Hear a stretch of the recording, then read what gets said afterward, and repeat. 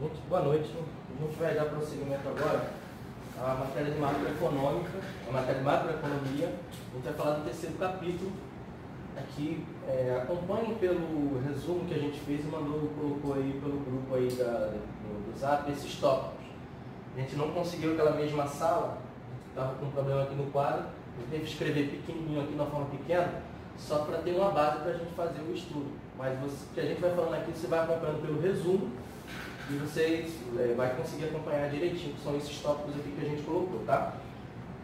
A gente, quando já estudando no primeiro e no segundo capítulo, a gente falou, inicialmente a gente começou a falar de macroeconomia, a gente falou dos ciclos econômicos, focou em fatores de produção, depois a gente falou o conceito basicamente de macroeconomia, qual a ideia da macroeconomia dentro da economia, como ela influencia no governo.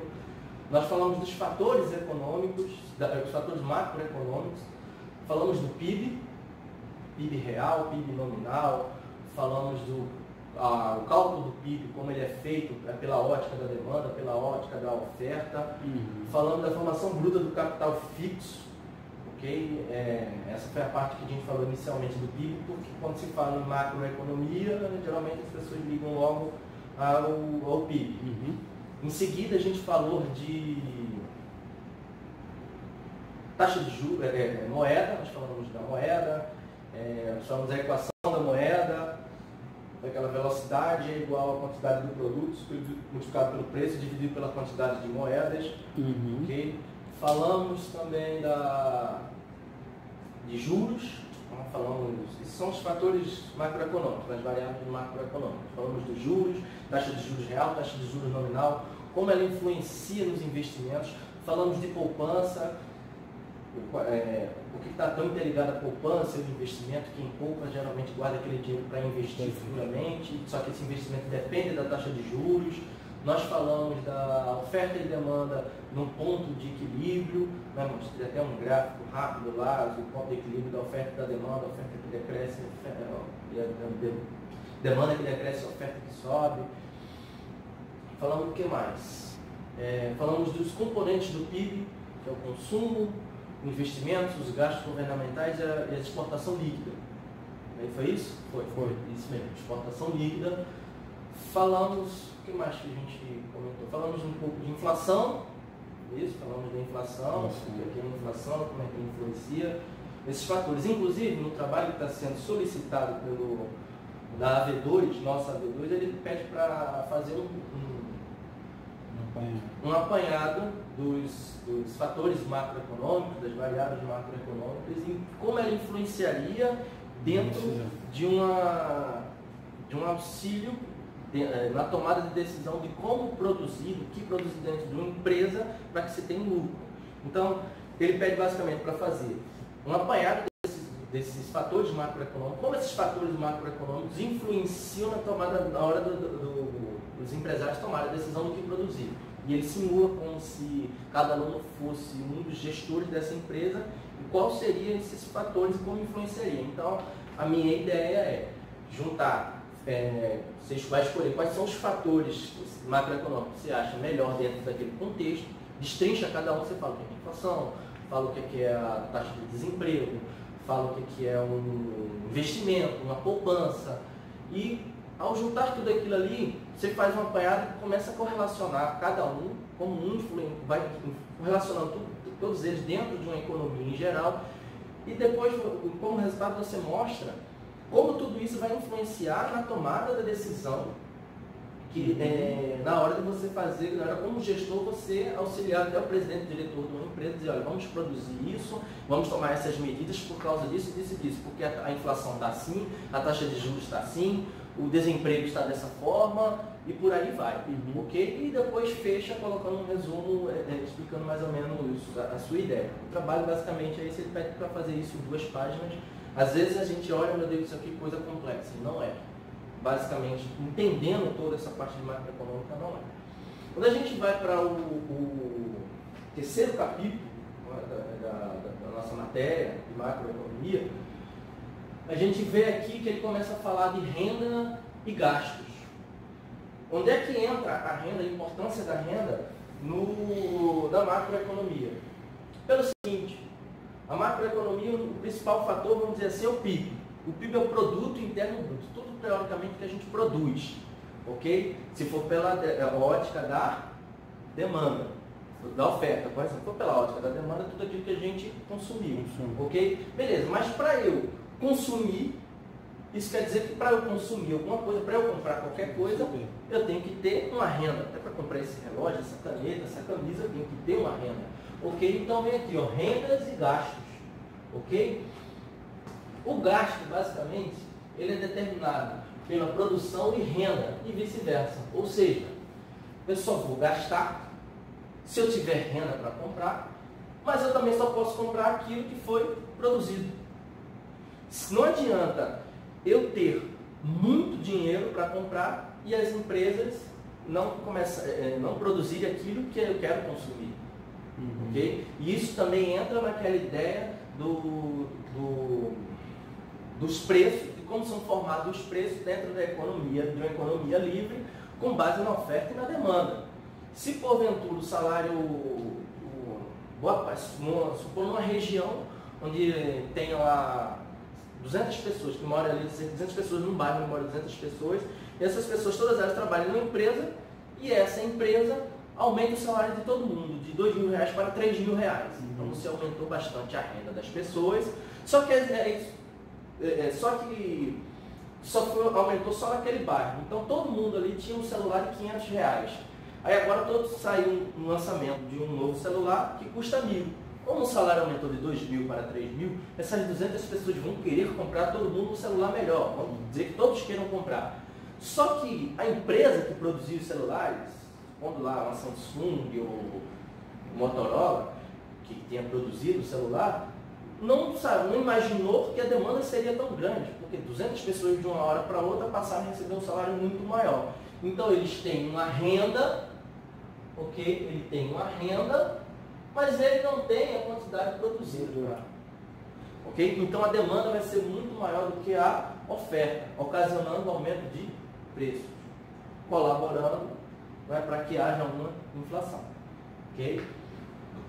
Inflação, claro que não é necessariamente porque o preço dos celulares aumentou que vai ocorrer inflação. Falamos isso da outra vez. Ok? Bem, tendo isso em mente, renda e gasto, vamos trabalhar em cima da demanda agregada. Se a gente está falando de PIB, macroeconomia, da coisa grande, a gente pensa numa demanda, numa procura, só que agregada, que consolida vários fatores ou consolida tudo, vamos dizer assim. Então a demanda agregada, quando a gente vê aqui como foi fornecido no e-book para a gente vê que a fórmula é igual ao consumo, mais investimentos, mais gastos governamentais, mais exportação líquida, que é basicamente o que foi falado no primeiro capítulo, que é o quê? O PIB. Não, aí isso aqui tudo. São os componentes do PIB. Ok? Sim. Então, beleza. Como exemplo que eu dei agora do celular, do aumento do celular e o aumento de salário, a gente chega a uma ideia da produção em equilíbrio. Ou seja, a produção está em equilíbrio quando a quantidade produzida é igual à quantidade demandada. Isso é um fator importante para que a gente entenda um certo nível de equilíbrio. Eu não vou dizer que seja assim, tem 200 pessoas precisando de um celular, vai ter 200 celulares à venda. Não necessariamente isso. Mas que haja um equilíbrio, para mais ou para menos, vamos assim dizer, para que os preços não subam muito ou abaixam demais. Ou seja, nem inflação, nem uma deflação dentro daquele produto. Ok? Então, quando a demanda agregada está diferente do produto, da produção, quando existe uma diferença muito grande da demanda agregada, da procura muito grande em relação àquilo que é produzido, tá? Ele resulta em investimentos ou desinvestimentos não planejados em estoque. O que é isso? Com base nesse exemplo que a gente deu do celular, fica até mais fácil a gente conseguir entender isso aqui. Ou seja, se eu produzir muitos celulares, e contava-se, na verdade, com a melhoria da economia, melhoria do salário, mas do nada, por exemplo, em 2008, veio aquela crise nos Estados Unidos. Supondo que naquele mesmo ano, antes daquele mês da crise, não sei se foi setembro, foi outubro, você lembra, Marcão, quando foi? Não lembro agora o certo mês. Eu acho que foi setembro. Setembro, não é? Com quase certeza que foi setembro. Pronto, supondo que em julho, agosto, uma empresa de celular, vamos continuar com o exemplo da Samsung, lá dos Estados Unidos, tinha lançado um celular lá das galáxias, lá, melhorado um monte de coisa no celular e tudão. E assim, ele lançou em julho ou em agosto. Aí começou a demanda, as pessoas a procurarem, tá? E do nada, em setembro veio a crise, um monte de gente empregada de uma hora para outra. O celular é uma coisa considerada o quê? Supérflua. Inicialmente as pessoas precisam, a primeira coisa é comer. Depois a gente vê o que sobrar, a gente vai ver o que é que faz.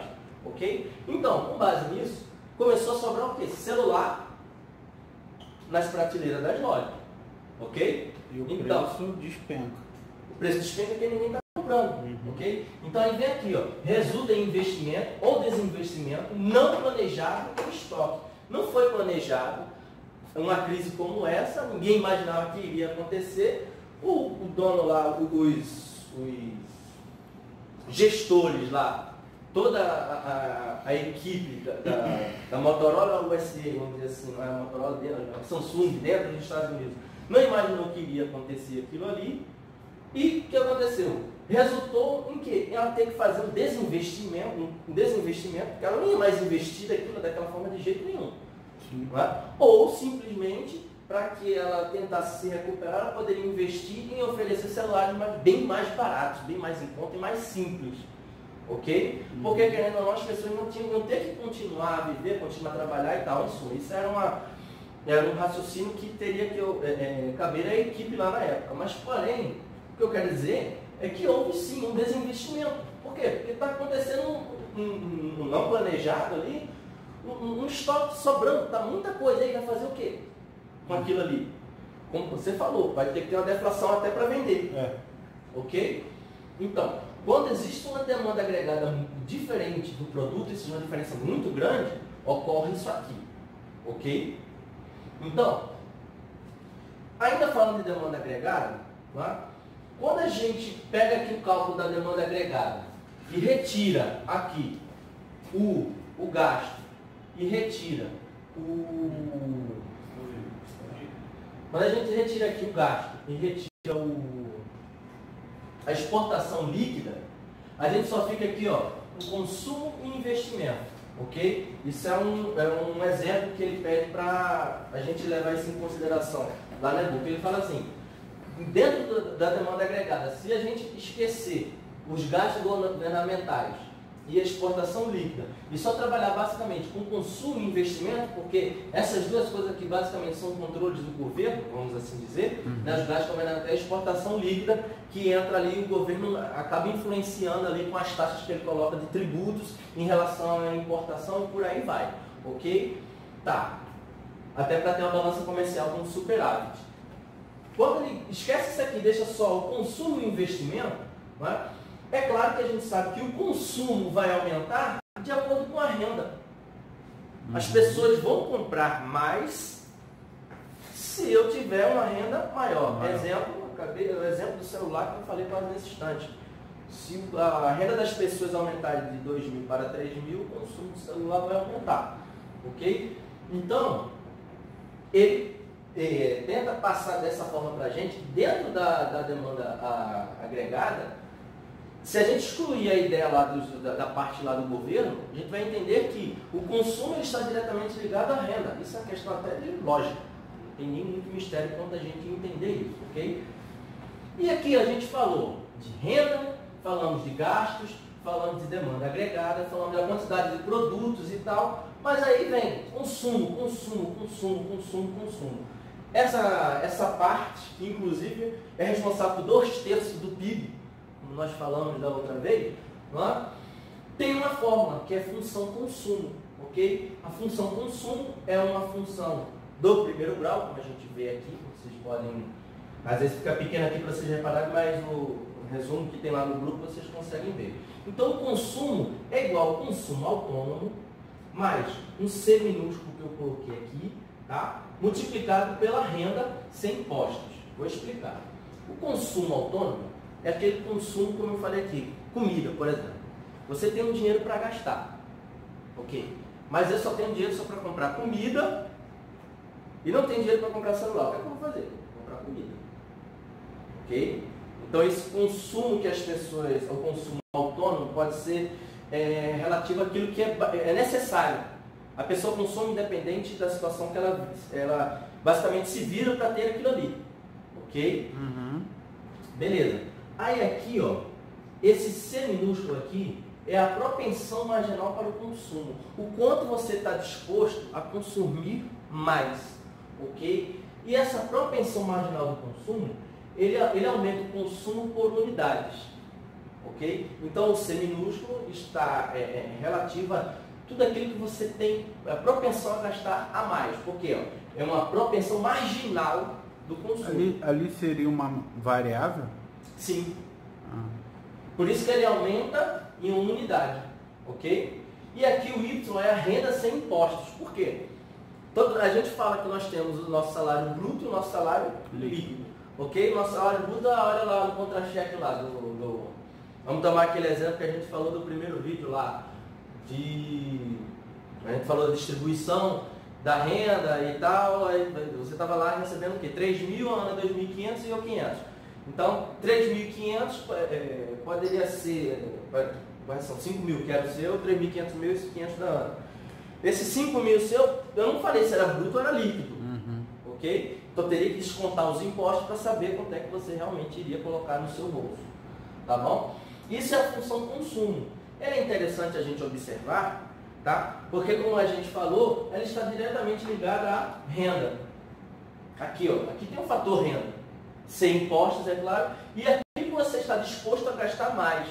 E pode perceber que esse fator de você estar disposto a gastar mais está multiplicando o quê? A renda. Isso quer dizer que se eu tenho, minha renda aumentou um pouquinho, beleza, mas eu estou disposto a gastar mais, ou eu estou disposto a poupar, haja vista que eu estou numa situação econômica um pouco complicada. Ok? A economia está propensa para isso. Em 2008, a postura do governo foi aquela intervenção estatal para esquentar a economia. Fizeram vários tipos de manobras para se gastar. Então, a propensão marginal do consumo, quantas pessoas estavam dispostas a gastar, naquela época aumentou. Porque também houve, não necessariamente houve um aumento de renda, mas houve um aumento de facilidades, redução de impostos, como a gente falou da linha branca, como você falou da linha branca, do micro-ondas, geladeira, esse depois tipo de eu coisa. até lembrei também do carro 1.0, a gente falou lá também no dia, o carro 1.0 também, que muita gente começou a comprar carro e tal. Então, em suma, isso tudo influencia. Mas isso tudo é depois de você ter, consumo autônomo. Ok? Beleza? Então vamos lá. Como eu falei, eu acabei de dar o exemplo agora de quê? De renda e da propensão marginal ao consumo, beleza. A propensão marginal ao consumo e a minha renda. Mas lembra que eu falei que a renda, eu posso simplesmente fazer o seguinte, não vou gastar muito, não vou estar propenso a gastar mais, marginalmente falando, porque eu quero dar uma poupada aqui, porque a economia do Brasil não está muito boa, realmente não está. Então, eu vou fazer o quê? Uma poupança. Eu vou poupar. Não, poupança aí não é um investimento que tem de renda fixa nos bancos lá, que tem conta corrente e conta poupança, não. Poupança é no caso de poupar, save, de guardar. Do inglês lá, de save, de guardar, isso. Tá. A poupança é o quê? Com base em tudo que a gente falou, tá aqui, ó. É a renda, é o que a gente recebe, menos o consumo. Simples assim. Se eu ganho aqui 5 mil reais e só quero gastar 4 mil, a minha poupança vai ser de 1.000. Simples, o cálculo é uma subtração primária, bem básica. Tá? Por que é importante a gente falar da poupança? Porque geralmente é dessa poupança, desse poupar que a gente faz, desse guardar esse dinheiro, que no futuro a gente pode vir a investir. Ok? Geralmente. Tá? Mas é claro que também o investimento também está ligado também a taxa de juros, porque muitas vezes as pessoas pegam empréstimo para investir, principalmente as grandes empresas e tal, pegam empréstimo com bancos e tal, e por aí vai. Tá? Mas é claro que ele já tem um dinheiro já guardado também para isso, para fazer toda essa situação. Ok? Por isso que um dos determinantes do investimento é a taxa de juros. Tá? Então, a situação de equilíbrio de uma demanda agregada ser igual ao produto, como a gente falou aqui, ó, quando a produção em equilíbrio da demanda agregada é quando a quantidade produzida é igual à quantidade demandada. Ok? Então, ó, quando a DA, demanda agregada, é igual ao produto, tá? Isso quer dizer que os investimentos planejados é igual à poupança. O que eu poupei, eu fiz um planejamento para investir.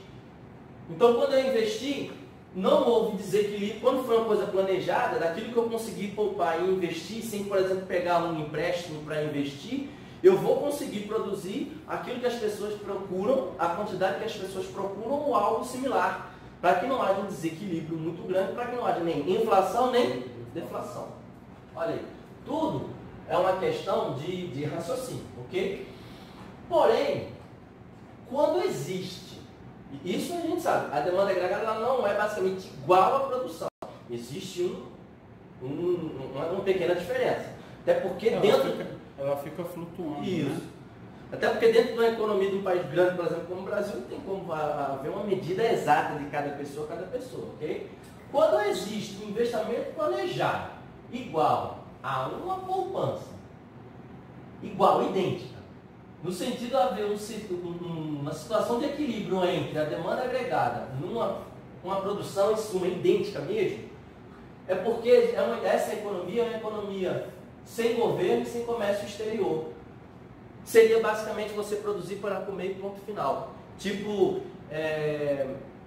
matéria de subsistência. Eu só preciso produzir 10 pães, supondo aquele exemplo que eu fosse o dono de uma padaria, porque eu sei que só existem 5 pessoas para consumir, e essas 5 pessoas, cada um só consuma 2 pães. Então eu só fabrico 10 pães por dia, nem mais, nem menos, porque a minha demanda é só de 5 pessoas, essas 5 pessoas cada um consome 2 pães. Então eu vou produzir 10 pães e ponto final. Em suma, isso é uma economia sem governo, sem comércio externo, sem comércio exterior. Por quê? Eu não vendo para mais ninguém. A minha padaria, eu moro lá dentro do Amazonas, lá numa cidade que para chegar só de barco, e nesse pedacinho de terra onde eu moro só tem 10 pessoas. Correção, só tem 5 pessoas, eu e mais 4 pessoas. E nós 5 só consumimos 10 pães por dia, então eu só produzo 10 pães por dia. Então, a minha quantidade... É aquela história que ele estava falando da cidade e tinha 1000 habitantes. E só produzia alimento para 1000. Para 1000, faltava... Se nascesse uma criança, já era. Estava ruim. Então, de acordo com... Só fazendo uma relembrança, de acordo com o Solon, Robert Solon, não é isso? A tecnologia é o fator mais importante para um desenvolvimento. É bom a gente só relembrar. Tá? Então, é isso aqui, ó. Um pouquinho de poupança, de renda, de investimentos, de demanda agregada, de produto. Perceba que todo o assunto vai sendo interligado, uma coisa vai puxando a outra, e a gente só faz um raciocínio em cima daquilo que a gente vem estudando. Ok? Eu estou meio que batendo nessa tecla, para que a gente, quando chegar na hora da prova, como eu falei da outra vez, possa ter esse meio repetitivo em falar, mas é uma questão para a gente parar e raciocinar. Sem muitas delongas, para que a gente até na hora não fique nervoso lá na hora da prova e tal. A gente ouve por aí afora muito a ideia de superávit dentro da economia. É bem comum a gente ouvir esse termo. E quando é que ocorre um superávit? Quando é que ocorre? Quando é que a economia produziu mais? É quando ocorre o quê? Uma produção maior do que gasto. Quando tem uma arrecadação maior do que gasto. Exemplo, vamos dar o exemplo aqui do Marcão, que naquele cálculo que nós fizemos inicial, ele ganhava 5 mil reais. Não é isso? Se ele gastar 6 mil reais, ele está em déficit. Se ele gastar 4.500, ele está em superávit e ainda tem 500 de poupança. Ok? Perfeito. Superávit primário e superávit nominal. O governo ele tem um superávit primário, e isso muitas vezes a gente ouve esse termo na imprensa, às vezes quando está falando lá no jornal lá da parte econômica e tal, fala assim, houve um superávit primário da economia e por aí vai e tal, ele está dizendo que houve um superávit, porém, ele não pagou os juros.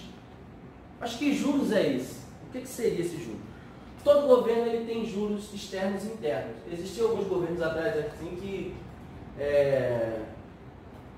batiam muito na tecla de dizer que não, a gente está acabando com a dívida externa, sim, mas continuava pegando dinheiro emprestado com bancos aqui internamente. Em suma, acabava com a dívida externa, mas a interna mantinha. Existia uma discussão muito grande quanto a isso aí. Então, o governo, geralmente, ele pega empréstimos, não é, para fazer investimentos e por aí vai, em N fatores, ok? Então, quando tem um superávit primário, ele está excetuando o pagamento de juros, ele não pagou os juros que ele está devendo, tá bom? Quando a gente fala de superávit nominal, aí sim o governo produziu mais do que gastou e ainda por cima pagou os juros que ele devia. Aí, opa, então superávit nominal foi bom, ok? Então, existe essa diferença do primário e do nominal. Tá? A taxa de juros, quando a gente estudou lá, existe a taxa de juros nominal e a taxa de juros real. O PIB tem o PIB nominal e o PIB real. Aqui é superávit primário e superávit nominal, para a gente não confundir. Tá bom?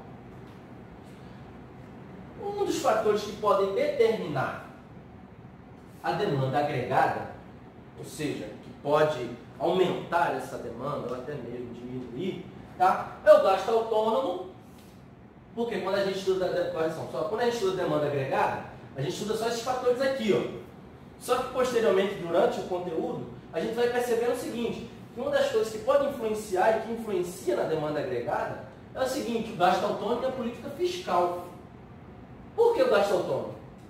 O que eu falei, independente de qualquer coisa, o cara tem que comprar aquelas coisas que são básicas. Ok? O cara vai ter que comprar, vai dar o jeito dele ali. E esse gasto, a autonomia dele assim, tipo, é involuntário, ele precisa gastar aquilo ali. Então aquilo ali influencia muito. Assim como a política fiscal. O governo, com as suas políticas, vai influenciar bastante naquilo que, por exemplo, em 2008, quando ele diminuiu o imposto sobre a linha branca, sobre os carros de 1.0, de motor 1.0, o que foi que aconteceu com a política fiscal? A demanda aumentou, o consumo aumentou. Quando o consumo aumenta, a demanda agregada também aumenta. Ok? E o gasto autônomo também. As pessoas estavam gastando mais. Havia uma possibilidade, existia uma facilidade para se gastar mais. Então, esses dois fatores também influenciam para a demanda agregada. Ok? Além desses aqui que a gente viu. A gente viu que, tirando esses dois do governo aqui, o de maior importância é o consumo. Mas essa política fiscal e esse gasto autônomo influencia o consumo. Que tem a responsabilidade. Qual é a parte dele dentro do PIB? 2/3. Nós vimos. Okay? 2/3. 2/3. Então vamos lá. Beleza. A gente viu aqui, ó, renda, vimos gastos, vimos demanda agregada, vimos o equilíbrio dentro dessa demanda agregada com a quantidade produzida. Nós vimos aqui quando há uma diferença muito grande da demanda agregada do produto, resulta em investimentos ou desinvestimento não planejado. Tá? Vimos aqui a função consumo, né? Que como ela está diretamente ligada à renda, o consumo é igual ao consumo autônomo, somado da propensão marginal ao consumo multiplicado pela renda, essa renda já é descontada dos impostos. Ok? Isso aqui, como a gente lembra muito bem, é uma função do primeiro grau, tá? Uma relação simples entre isso aí. Tá? Aqui o CA, como a gente lembra, é um valor que é fixo. Em suma, dentro do gráfico ele seria o que intercepta o eixo das abscissas, o Y, ok? E aqui, ele sendo positivo, vai subir. O gráfico ali sobe, correto? Quando o A, que é no caso esse aqui que está multiplicando o Y, ele é positivo, ele sobe, quando ele é negativo, ele decresce. Tá bom? Falamos aqui que a poupança é a renda menos o consumo, fazendo um breve resumo para a gente continuar. Falando do superávit, e agora a gente vai entrar dentro de moeda, juros e renda. Nós falamos aqui, ó, de renda, dinheiro, compra, consumo. Mas para a gente comprar, a gente precisa ter dinheiro. e esse dinheiro pode ser traduzido em moeda. Ok? Tá. Como é que nós fazemos para ter dinheiro no nosso bolso? Nós temos que trabalhar e ter uma renda. Ok? Então nossa renda é dinheiro no nosso bolso. Ok? E a taxa de juros afeta o investimento e, consequentemente, a demanda agregada. A gente está fazendo todo esse estudo aqui dentro da ideia principal, que é renda e gasto dentro da demanda agregada. Pode perceber que até agora a gente vem falando tudo isso e todo o nosso raciocínio, quando chega, volta, repete aqui. Ó. Vem sempre fazendo uma correlação com essa parte inicial. Isso aí é só um destrinchamento, é só uma continuação. Ok? Tá. Dentro para que nós tenhamos uma renda, uma boa renda, um trabalho e tal, para que tenhamos dinheiro e tal no nosso bolso, nós precisamos trabalhar em uma empresa qualquer. Só que a empresa ela só tem 10 funcionários. Ela quer aumentar o quadro de funcionários dela porque a demanda pelos produtos dela aumentou. Ok, para aumentar, o que ela precisa fazer? Um investimento. Ok, ela poupou até por um tempo aí um certo dinheiro, porque a demanda aumentou, ela começou a vender mais. Ela poupou um dinheiro, só que para fazer o investimento que ela precisa, ela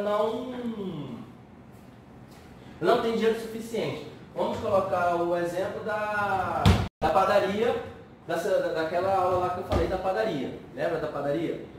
Que eu tinha lá um forno a lenha e tal, e queria comprar um maquinário para colocar aquilo ali. Supondo que eu tenho dinheiro que já tenha poupado um dinheiro para fazer isso aí. Beleza. Só que não é suficiente para comprar aquela máquina lá para fazer um investimento. Então o que é que eu faço? Eu vou ter que pegar um empréstimo para fazer esse investimento junto ao banco, ok? Beleza.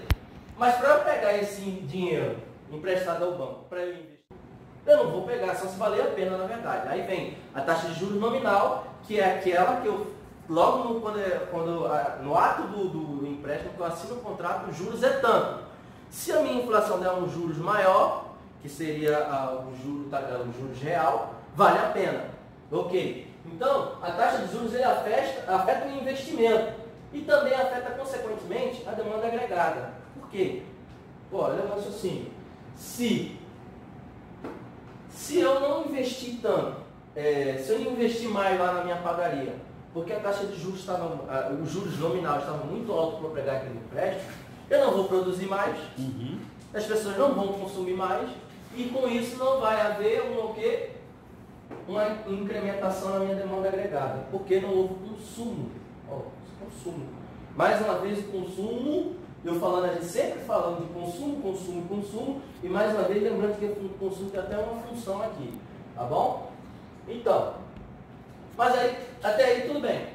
Mas como é que faz para que esse dinheiro chegue como é que o governo faz para que esse dinheiro chegue no nosso bolso e ele tenha um certo controle com esse dinheiro no nosso bolso? Por que tem que haver esse controle?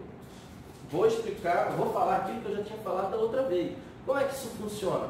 Poxa, isso é uma coisa simples. Oferta e demanda, nós falamos isso no outro vídeo. Se as pessoas estão com muito dinheiro, eles vão gastar mais e aquele produto a demanda aumenta. No momento que a demanda aumenta e a oferta não está acompanhando essa demanda, o que acontece? Inflação. Daquele produto. Não é inflação generalizada lá do IPCA. Ok? E vice-versa. Tá? Então, para que não ocorra essa inflação muito grande, o governo faz o quê? Ele tem uma política monetária. Tá? Essa política monetária, como está escrito aí, o que ela faz? É um controle da oferta da moeda e opera por meio de mercados para afetar o produto e o emprego. Como? Olha lá. Ele controla a oferta de moedas, a quantidade de moedas que as pessoas têm no bolso e opera pelo meio do mercado, tá, para afetar essa produção, para que a produção não seja muito grande e sobrar produtos na prateleira e haver uma deflação. Havendo uma deflação, pouca gente, os produtos foram lá para baixo, a minha padaria não vai me dar um lucro porque o preço do pão caiu muito, o que é que eu vou e faço? Vou ter que demitir um funcionário, ocorre desemprego.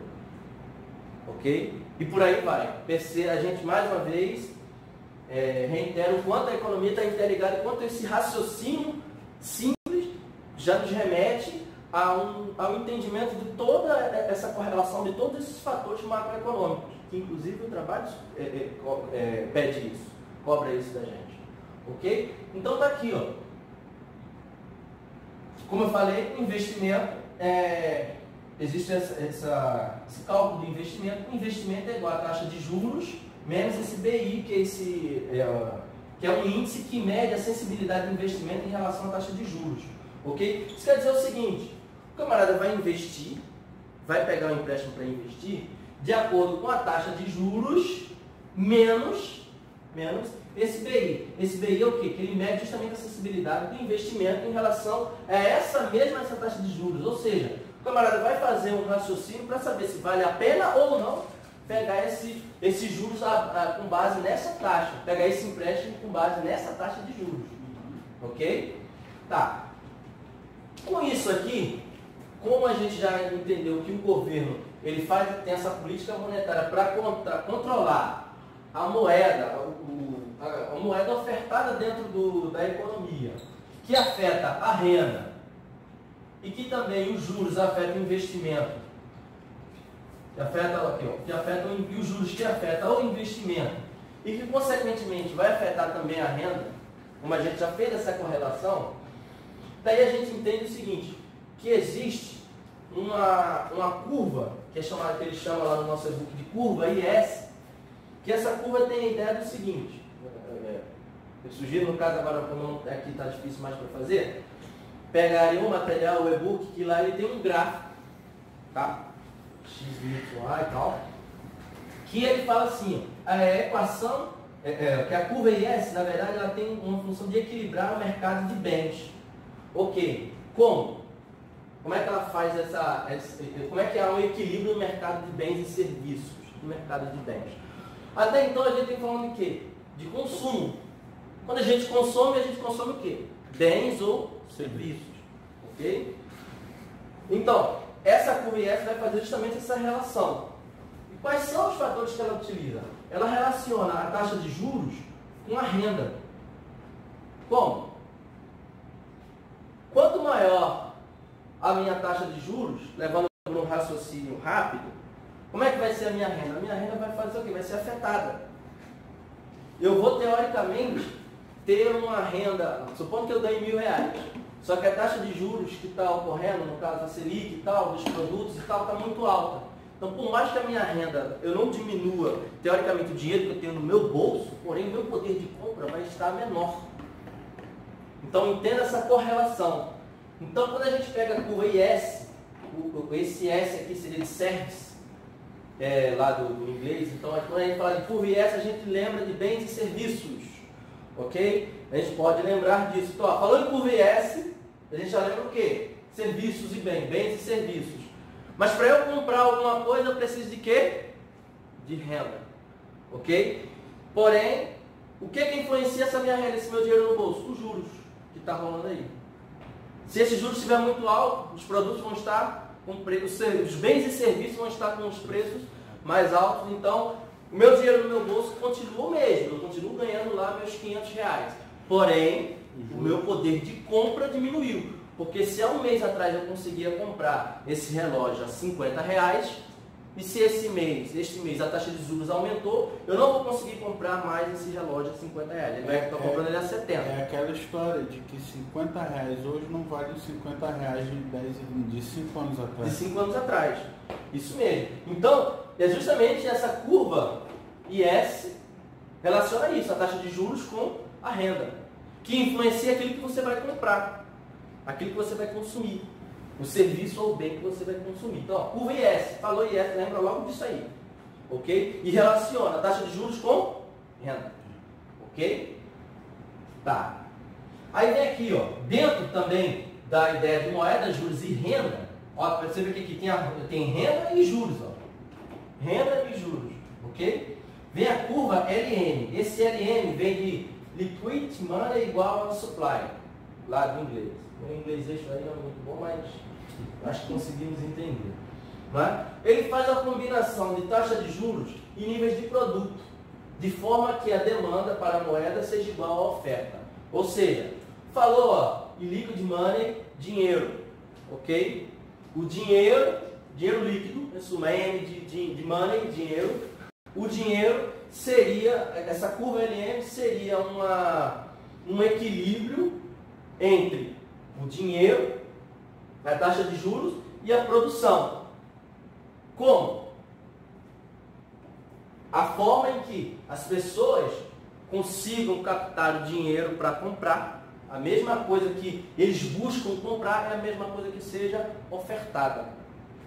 Para ele tem que ter dinheiro no bolso para comprar. Se ele tiver muito dinheiro, as coisas sobem. Se ele tiver pouco, as coisas abaixam. Ok? Então, se as pessoas estão procurando muito, essa curva faz de um jeito para oferecer bastante, esse muito a esse nível, para que não haja uma diferença muito grande. Ok?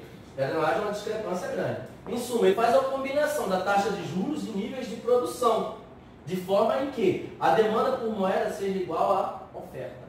Então, quando você fala logo de LM, curva LM, você lembra de taxa de juros e níveis de produtos. Ok? Então, curva IS. Fala sobre o quê? Bens e serviços. Taxa de juros com relação à renda. Aquilo que a taxa de juros vai influenciar naquilo que a minha renda permitia eu consumir. Um bem e serviço. SEX. S. Curva LM. Combinação da taxa de juros e níveis do produto. A quantidade de produtos que eu vou conseguir consumir. Ok? Baseado na minha renda. Tá bom? Então, essa curva LM, ela garante o equilíbrio do mercado monetário. Em suma, a demanda por moeda seja igual à oferta por moeda. Então, o governo ele controla de uma maneira que, se houver muita oferta de moeda, se tem muita moeda no mercado, se tem muita gente com dinheiro no bolso, muita gente vai comprar, muita gente vai demandar e pode ocorrer uma inflação. Ok?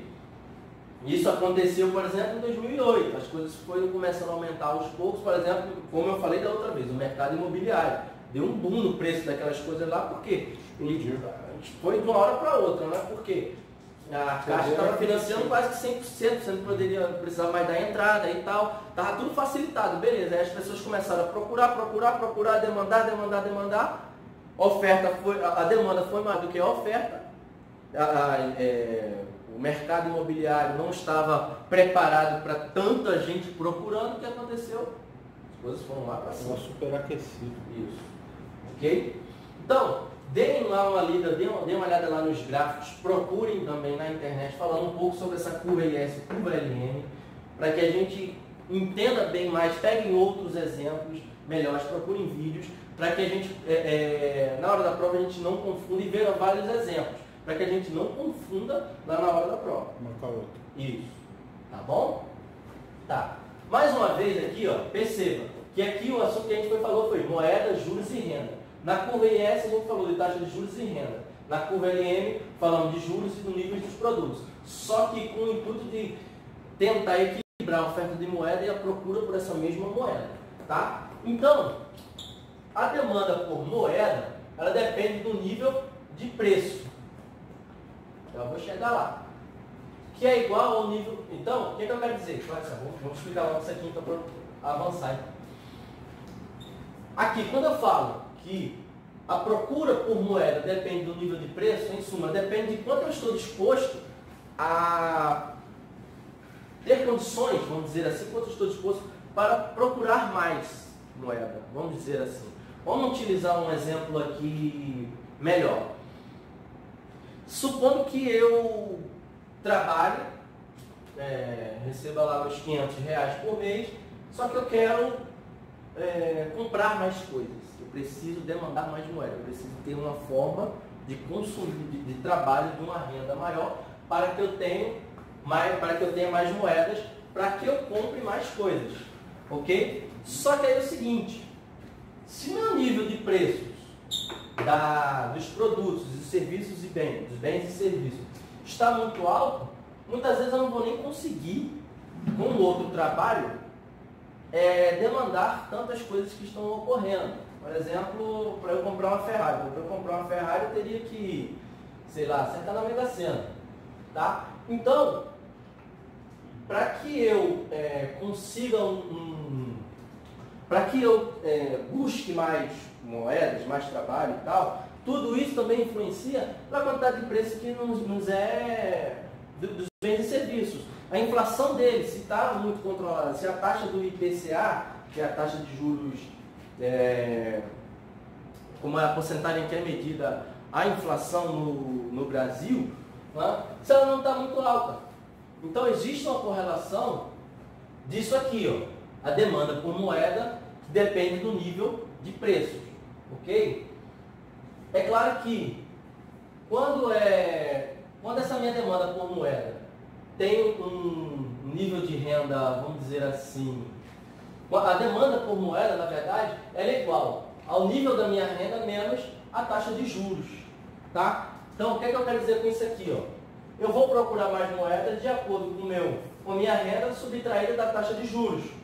Foi o que eu falei aqui há pouco, eu venho tentando explicar isso aqui, tá? Se eu tenho uma determinada renda e o juros está baixo para procurar determinadas coisas, eu até consigo uma forma de poupar, uma forma de conseguir um empréstimo para fazer investimento e tal, para que eu consiga mais moeda para conseguir investir. Tudo está relacionado, na verdade, como a gente percebe aqui, ó, a taxa de juros. Tudo aquilo que eu estou disposto a pagar mais. Quanto vale aquele dinheiro no tempo? É esse os juros. Pode perceber que o juros está influenciando na minha vida de uma maneira em geral. Então vamos lá. Quando eu aumento a oferta da moeda, como é que o governo faz isso? Como é que eu faço para aumentar mais moedas? Por exemplo, o governo ele tem na sua política lá monetária a compra de títulos. Ele tem as dívidas dele, como eu já falei, e o que é que ele faz? Ele pode emitir os títulos do governo para quê? Para que as pessoas comprem esse título do governo, ele pega esse dinheiro e daqui a tanto tempo ele devolve esse dinheiro para as pessoas com certos juros. Isso ele está emitindo títulos. Quando ele quer emitir esses títulos, o que é que ele faz? Ele emite esses títulos da dívida pública, só que ele coloca a uns juros baixos, já que ele quer vender. Se ele quer vender, ó, para aumentar a oferta da moeda, como é que ele faz para aumentar essa oferta da moeda?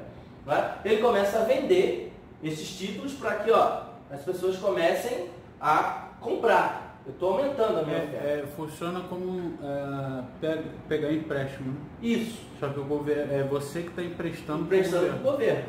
Ok? Então, eu aumento a minha oferta da moeda, porque eu estou fazendo uma compra, é uma venda, existe uma circulação da moeda, tá? Só que o governo coloca um juros lá embaixo porque ele quer vender.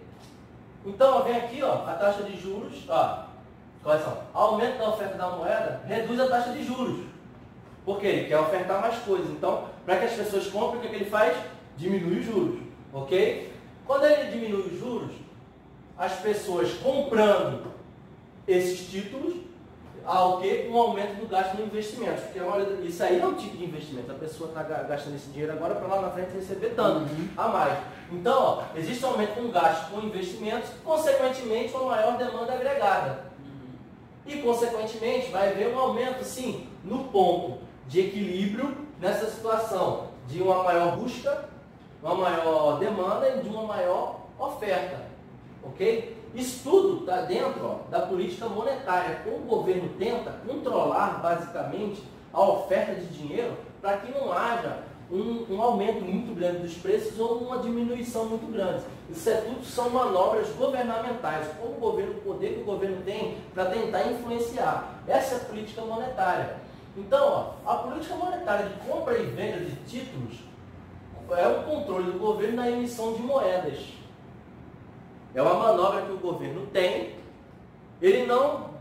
Vamos dizer assim, que ele não seja taxativo em dizer vai ser tanto, porém ele oferece de uma forma que, na prática, ele acaba fazendo um controle, só que não sendo imperativo como é uma economia planificada. Uma economia, por exemplo, em Cuba, Venezuela, Coreia do Norte, como era a Rússia durante a Guerra Fria, nos anos da Guerra Fria e tal. É uma manobra que ele faz, ok? Tá. Quando a gente fala de política monetária, a gente ouve falar, inclusive isso aconteceu na nova matriz econômica de 2011, que foi na época que o governo tomou aquela medida, mantendo basicamente aquela mesma ideia de 2008, o que foi responsável pela grande crise que nós sofremos, ele adotou a política monetária expansionista, ok? No qual o governo compra títulos da dívida pública, diminui a taxa de juros e aumenta a quantidade de dinheiro no mercado. Quando acontece essa política monetária expansionista, muitos economistas criticam, porque quando tem um aumento da quantidade de dinheiro no mercado, acontece o quê? Quando tem muito dinheiro no bolso para gastar? Inflação. Ok? Então, é uma coisa muito perigosa. Quando pegar o material do e-book, que eu sugiro vocês darem uma lida nele, inclusive procurar algumas coisas na internet, você percebe que vai ter a curva lá no gráfico, e você percebe que quando há na política monetária expansionista, quando a curva ela se desloca um pouco mais para a direita. Ok? Deem uma olhada lá, porque aqui eu não, espaço pequeno, não vou fazer muito gráfico, mas esse gráfico não é muito complicado, não sei se vai ser cobrado para a gente. Mas é importante sim a gente ter um entendimento sobre esse gráfico. Então essa política monetária expansionista foi utilizada na nova matriz econômica de 2011 e é alvo de críticas. É importante sim entendermos um pouco sobre essa política monetária expansionista sim. Ok? Então, política fiscal. Eu falei aqui até agora da política monetária, do controle do dinheiro na economia. Só que agora a gente pode falar o quê? Da política fiscal. O que é a política fiscal? São ações do governo objetivando ajustar seus níveis de gastos. Essa política fiscal faz com que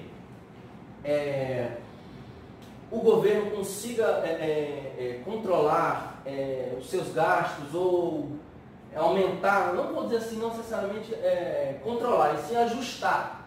O termo correto não está ali, é ajustar, não é controlar. Como? Se eu aumento o meu imposto, eu vou arrecadar mais, ok? E vou conseguir pagar os gastos que eu tenho. Ou vice-versa. Então, a política fiscal é de muita importância dentro da macroeconomia, que pode, por exemplo, aumentar muito impostos ou diminuir os impostos, como aconteceu, por exemplo, em 2008, ou, por exemplo, como teve alguns anos atrás um aumento da energia muito grande, agora o governo anunciou uma redução na taxa de energia e por aí vai. Isso são políticas fiscais que dependem, logicamente, de vários fatores. Ok? Então, quando o governo anuncia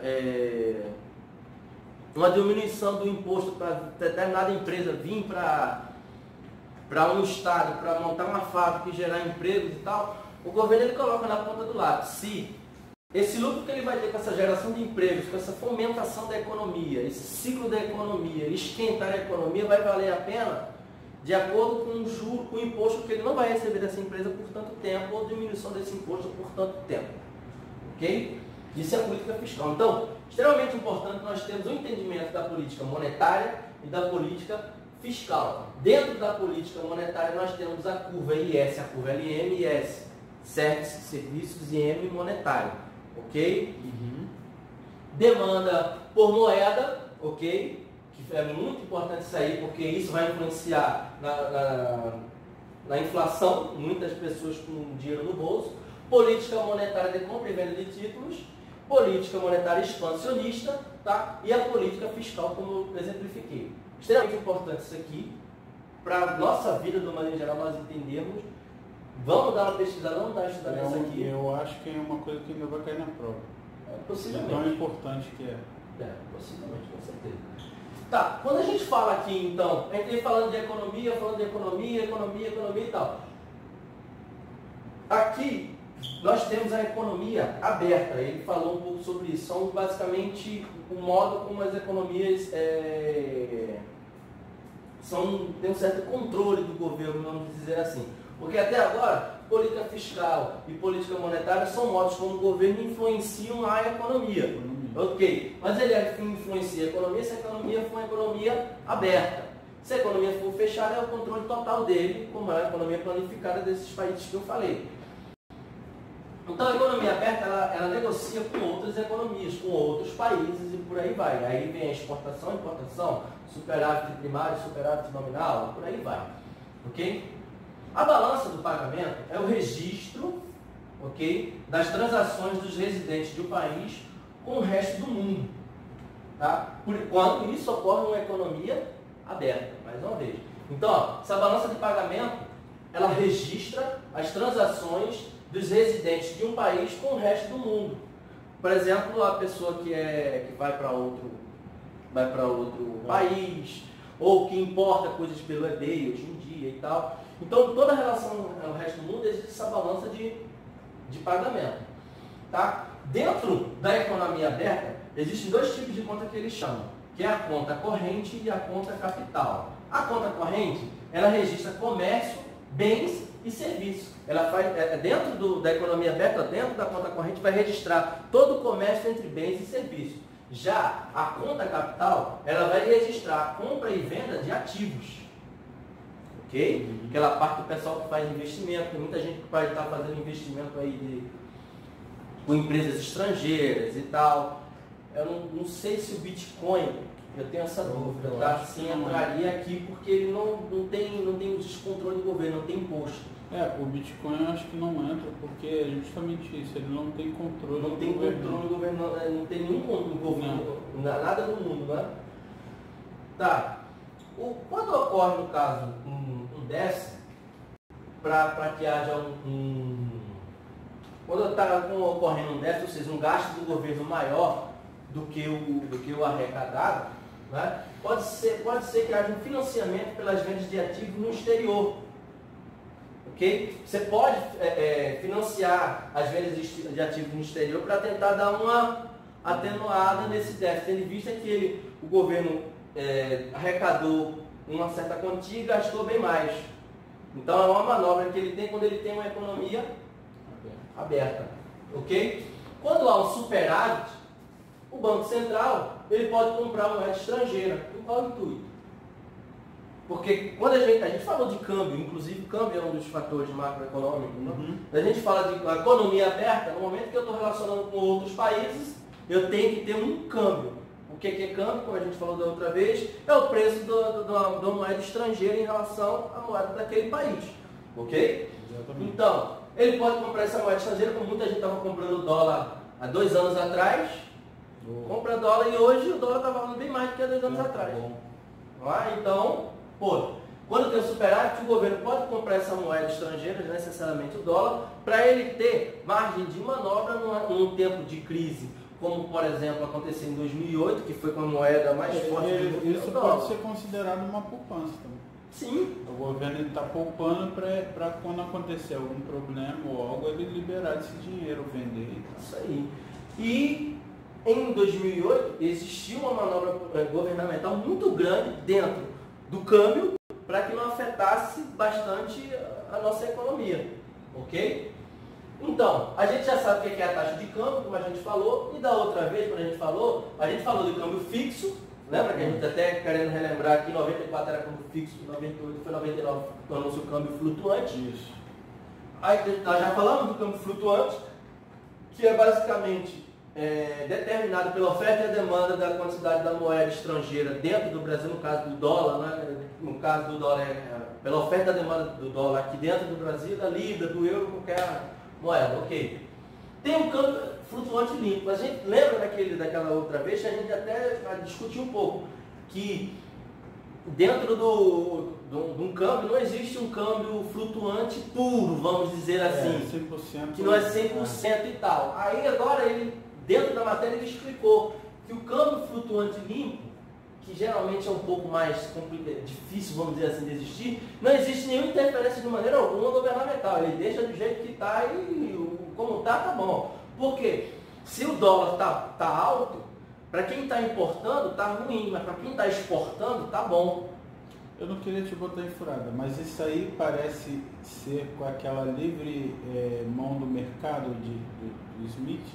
Sim, isso entra dentro do que o Smith falou. Que aí é a mão do mercado. É a mão do mercado. O governo não mexe nada. O governo não mexe nada, ok? Só que aí dentro da economia, aí vem o caso do seguinte, beleza. Quem está exportando está se dando de bem.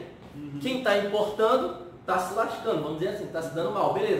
Só que quem está importando, muita gente está importando alguma coisa para ser revendida de necessidade dentro do mercado das pessoas. Então o governo, poxa, olha só, a gente não tem, supondo que seja um país como, por exemplo, o Japão. O Japão não tem muitos lá recursos naturais, porque é uma ilha pequena. Tal. Então, pô, não tem muitos recursos naturais para isso. Beleza. Aí o iene em relação ao país que ele compra, sei lá, carne, por exemplo. Compra carne do Brasil, por exemplo. Certo. Só que aí, porra, a taxa de câmbio em relação ao real está muito alta, beleza. Se a gente está exportando coisa para o Brasil, beleza, mas só que a gente está importando muita carne e o pessoal aqui consome muita carne. Exemplo, lá no Japão, as pessoas consomem muita carne e tal. Aqui tem muito McDonald's, exemplo, precisa da carne e tal, e a carne vem lá do Brasil. Caramba, então vamos fazer o seguinte, vamos tentar dar uma alterada nessa taxa de câmbio, porque querendo ou não, isso é uma demanda da minha população. Então existe realmente a ideia da mão do mercado do Adam Smith, mas existe essa situação, que eu acabei de exemplificar, que pode haver necessidade. Então, é um equilíbrio. Tanto é que dentro da economia a gente vê que na economia, na vida da maneira em geral, um dos segredos é o equilíbrio. Não adianta uma coisa ser sempre é de mais ou de menos, ok? O câmbio flutuante sujo é quando o Banco Central compra e vende moeda para influenciar a taxa de câmbio. Equilibrar ok? O mercado, né? Isso. O Banco Central compra e vende moeda para influenciar a taxa de câmbio. Quando o banco tem um superávit, o Banco Central ele pode comprar moeda estrangeira. Aí, se quando teve um superávit, beleza. Aí o câmbio flutuante sujo, aí só o dólar subiu demais. Aí o que é que o governo faz? Ele faz uma compra ou venda de moeda para influenciar a taxa de câmbio. Ele começa, aí se o câmbio está muito alto, o que é que ele faz? Ele, já que no superávit ele comprou muita moeda, ele começa a vender para a oferta ser maior e o preço cair. Ok? Então, com isso aqui, a gente faz um breve resumo do capítulo 3, que a gente vai precisar para fazer a prova do nosso trabalho. Eu fui relativamente rápido, mas eu acredito que aqui está a essência, a base, a coluna principal da matéria, ok? Dê uma olhada nos gráficos, dê uma estudada, procure um pouco mais sobre curva IS, curva LM, política monetária fiscal e política monetária e política fiscal, ok? Política monetária expansionista, tá? Não podemos esquecer dessa parte. Agora, basicamente, todo o demais aqui que foi explicado, basicamente é uma questão de entendimento. Então, existem algumas coisas que a gente precisa memorizar, como uma conta capital, uma conta corrente, as curvas IS e LM, mas a curva IS, LM, e essa eu já paguei aquele bizu de lembrar, CEPS, que é produtos previstos, e LM em relação ao dinheiro. LM é a sigla lá do inglês, que é Liquidity Money Supply. Liquidity Money, quantidade de dinheiro, supply, supply seria, como poderia dizer assim, tentar equalizar para aquilo que é supracionado, vamos dizer assim, que é procurado. Então a quantidade de dinheiro suprir isso. A quantidade de dinheiro ofertado é a mesma quantidade que é procurado. Ele procura equalizar, ok? Essa é a curva LM. Como? Da taxa de juros em relação à renda, ok? Melhor, taxa de juros em relação aos produtos. Taxa de juros em relação à renda é bens e serviços, ok? Então com isso a gente termina isso aí, esse terceiro capítulo. Vão acompanhando lá pelo resumo, que tem tudo isso aqui que está lá no grupo do Zap. E para dar uma estudada, muito obrigado.